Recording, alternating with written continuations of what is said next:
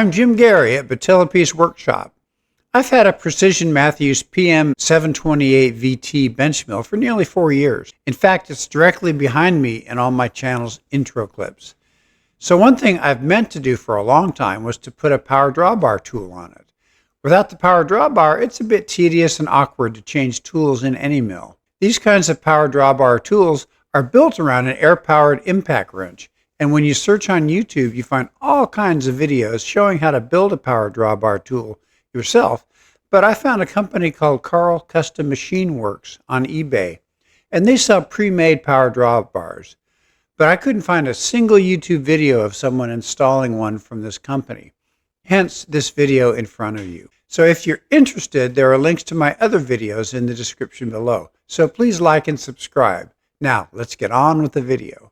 This is my Precision Mathews 728V-T mill, and it's called V because it's variable and T because it's the Taiwan edition, which is usually better quality than the ones from China. And I wanted to do an upgrade for it because right now I've got to put in callouts and tools kind of manually. The way it was originally designed is you have this C wrench and it goes onto a flat spot on the spindle down here, and then you open the top here and you put an 11mm wrench on this and loosen it, and then you catch the collet as it comes out.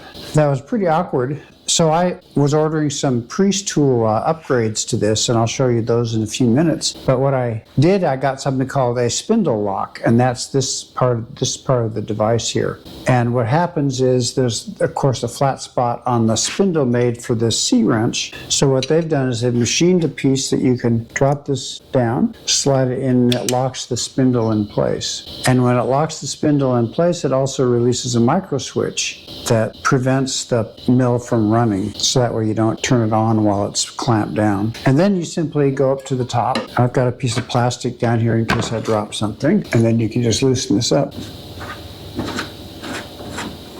And the collet, in this case, the collet and the tool come out together. Now, what I don't like about this is it's just a little bit fiddly when you're trying to put it back. It's just hard to get it to go back quite right, and it's in the way. You can't really see there where you might want to be able to see. And I had always wanted to have a power drawbar for this that's run by air, and it would just mount here. The way those run is they have an impact wrench, so you don't even have to hold on to the spindle. You don't have to lock the spindle down at all. I was watching an Adam Savage video, and he had a power drawbar from an old Bridgeport mill that he used to have, and he got one of these, exactly the same one I have, a couple of years ago. I've had this for about 4 years, but he got one just a year or two ago, and he transferred the power drawbar system over from his Bridgeport, which he wasn't using anymore, over to here. So I know this will fit. And I had looked at them quite a bit, and I saw a million YouTube videos about making your own, and they got very involved, very elaborate things. So I was looking for one I could just buy. And on eBay, I found one that I'm going to show you in a few minutes. It costs $200 including shipping, and it looks like it'll be easily adaptable to this machine. I wanted to show you some of the other things I'd added to this. Now, I got this like 4 years ago, and I did all these additions way back then. But one of the things I really liked was this power table feed. You see the same ones on a lot of other machines. So there's a switch down here that controls for power. Throw this handle, moves to the right.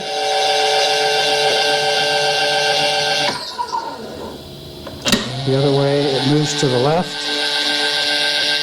It's got a rapid switch too, so if you really got a long way to go, push this little green button here, and it takes off like crazy. I also got tired of cranking the whole head up and down. Remember, this is a benchtop mill, so there's no knee. So instead of a knee going up and down, you got to move the head up and down. I got this. This is from Priest Tools. So there's a switch here, and it just moves the head up and down.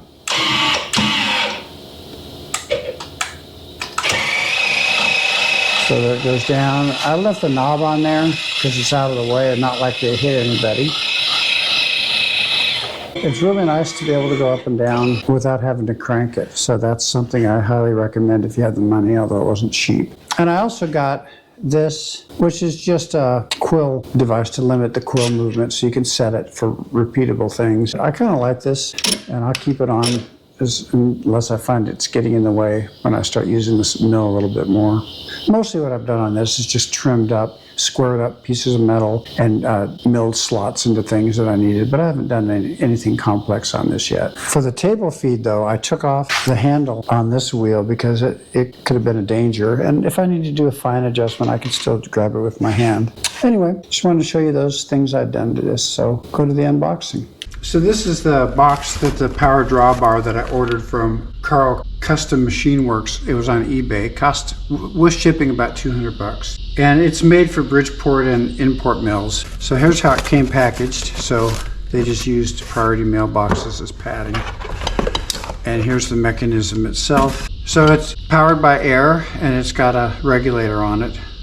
So you can keep the right amount of air. I've already got air to my station. And this is just a commercial PowerMate impact wrench. And there's a paddle switch on it here, and then this thing turns it off and on.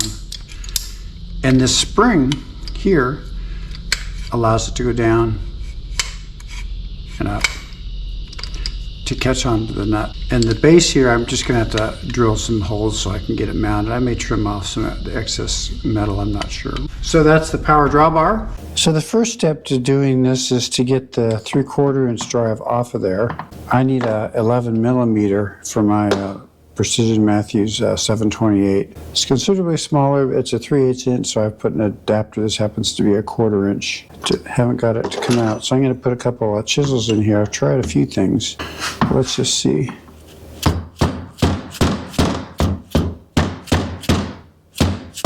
There it goes.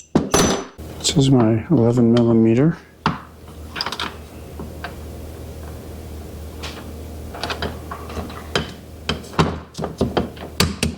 Oh yeah, it fits on nicely, and it wobbles. Okay, so that part's done.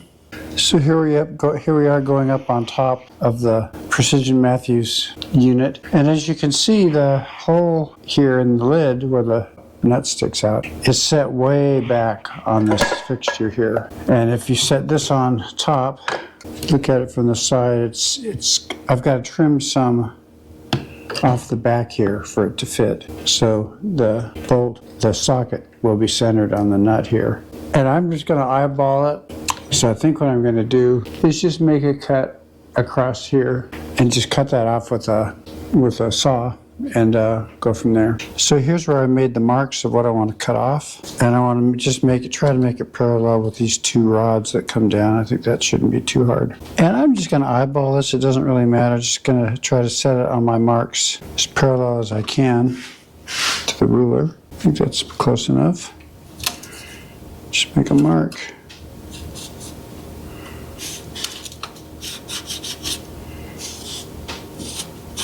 So in order to cut this, it won't fit on my bandsaw quite the way it is, so I've got to take this plate off. Allen, I've already loosened this side.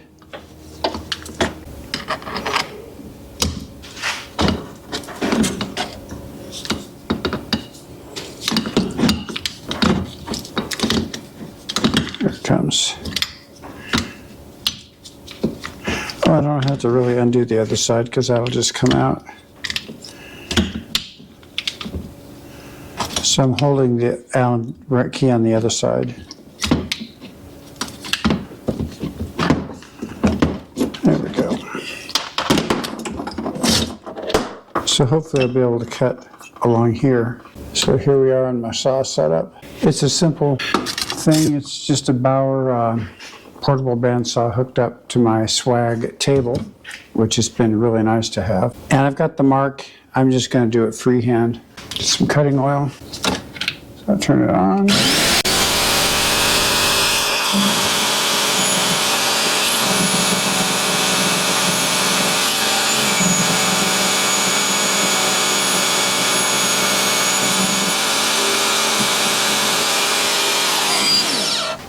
So this table is lifted up, which means I've got to tighten this down. So thumb screw there. So when it was catching on the lip here. But we got it off, fairly clean cut. So let's take it over the sander and make it look a little prettier. So here's the sander.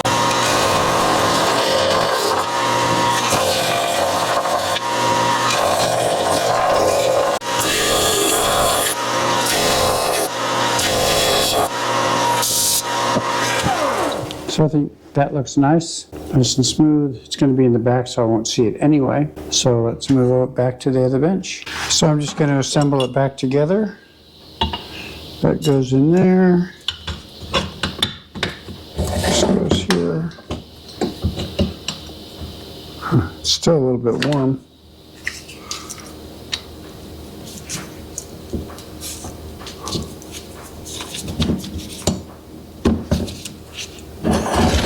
Got it started. Gotta get the key in the other side. Hold it.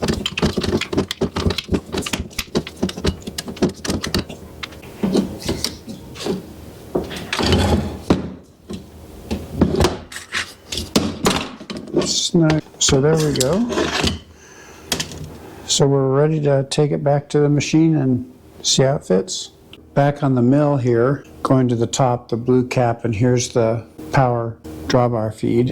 And I've got it hooked on to the socket just to align it. And I want to make sure it's centered as much as I can. So I think I've got it centered. It's centered here to here, front to back it looks like. So I think that's good. So I can use this hole and this hole. And I suppose I could use this hole, but I really want to have, if these are off center, I really want to have one centered on the back side. I think I want it on this line, but if you look at it from the side, you'll see that the new tool overlaps quite a bit. So I happen to have a really long 1/4-inch drill bit, so I'll be able to get it, the drill past this tool to get my hole here. So I'm going to punch for it. Looks like we need a countersink just so it can be flush like the others. This is 13/30 seconds. So I'll drill 1/4-inch hole, then I'll drill this hole.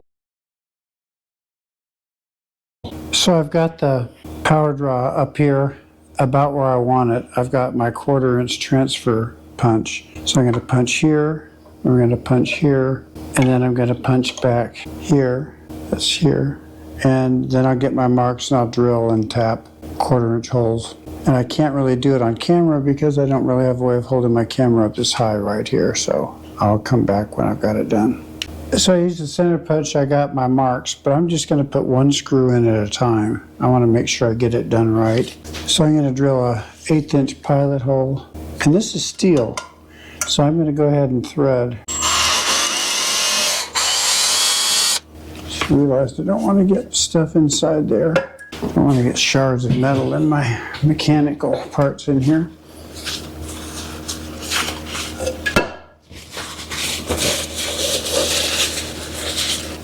So I'll get my 1/8-inch hole first.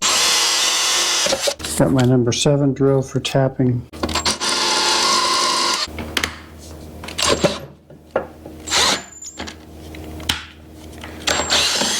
These aggressive drill bits that just chomp their way in instead of drilling nicely.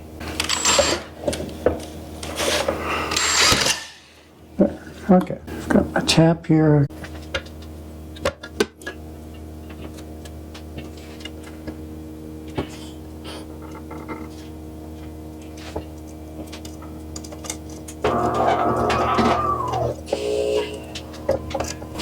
I can always put a nut on the other side if I want to later. But let's start with this. There she goes.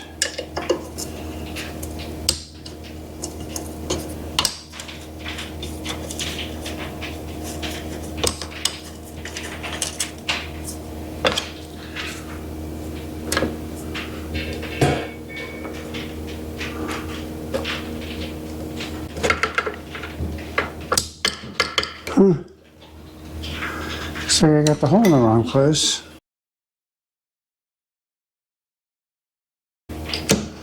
Yep, it's off one side, so that hole isn't going to work.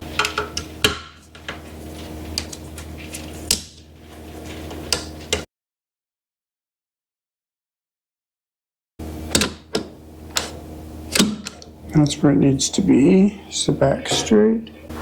Not really. That's right. Back looks straight, so I'm going to get this hole in. And this hole I'm going to have to do something else with.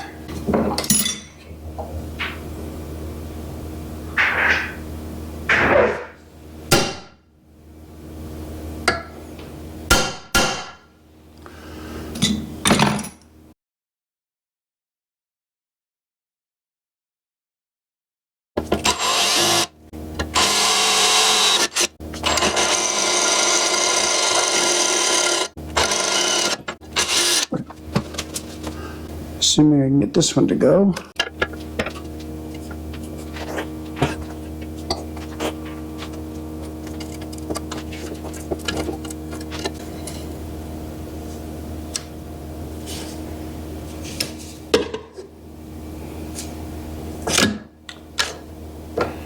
Exactly what I want.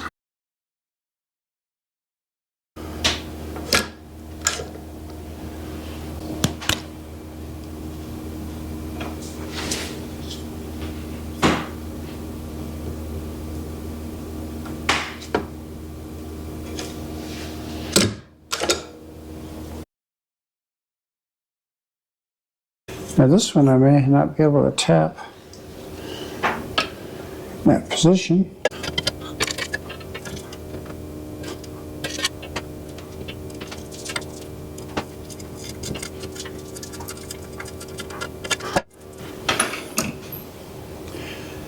So this one I'm going to have to slot and use a nut on the other side, but I think these other two will work, so let's just put them in and just see if the whole thing works.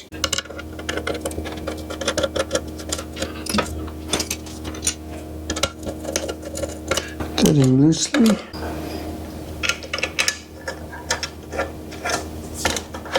Screwing in.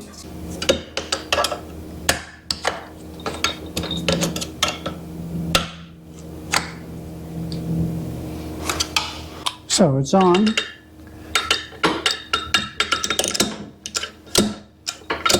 Looks like it'll fit. So I have to get the air plugged in and then I'll come back. So I've got the air hooked up. It's up here. Got everything set. I've got a collet here going in toward me. It's in. Well, you gotta be careful, that thing will grab you. And then you want to take it out, you put your hand down there and you push it away from you. It comes out. So that's exactly what I wanted.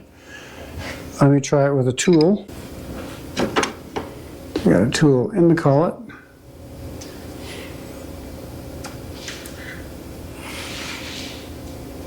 Pull it down toward me and it's in. That's all there is to it. So I would call that a success. I'm very happy. Something I've wanted for a long time. Wasn't that hard. With filming, it took me about 4 or 5 hours, but if I'd not been filming, I probably could have done it in 2 or 3 hours. And it seems to work. Well, that about wraps it up. I know there are fancier power draw bars out there, but they are way more expensive, and I find the air wrench-based models like mine to be real satisfying to use. It's also nice to know that they work just as well on my small import bench mill as a full-size knee mill. So thanks for watching. If you found this useful, please like and subscribe. Bye.